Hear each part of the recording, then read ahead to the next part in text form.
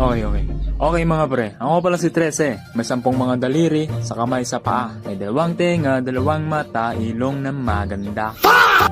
Panigurado, nadaan na rin ako sa FYP nyo sa TikTok. Yan, isa ako sa mga gumagawa ng mga ganyan na content. Uy, ikaw pala si All In sa itim. Hindi ako yan! All in sa itim. Pare, 1 trilyon yan. Kung galing ka sa TikTok, bakit nandito ka sa YouTube? Balita ko kasi malakas yung kitaan dito. De joke lang.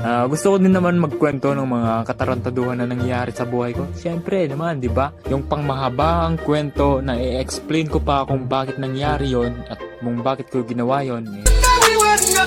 Bakit ko ba ginawa yun? Siyempre naman, ewan ko na. Yung mga ikukwento ko dito, and siyempre, 99% katotohanan, walang kinikilingan, serbisyong totoo lamang, ang sarap mo piya.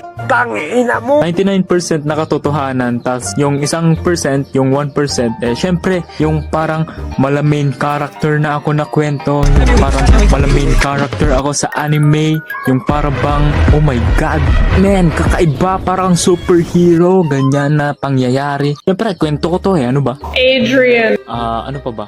Isa pala akong tao, may 2 paa, may 2 kamay, 5'11", tapos hindi po ako pixelated na tao. Okay?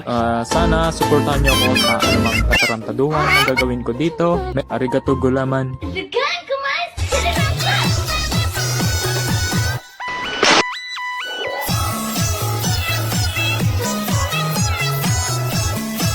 All in sa itim. Pare, 1 trilyon yan.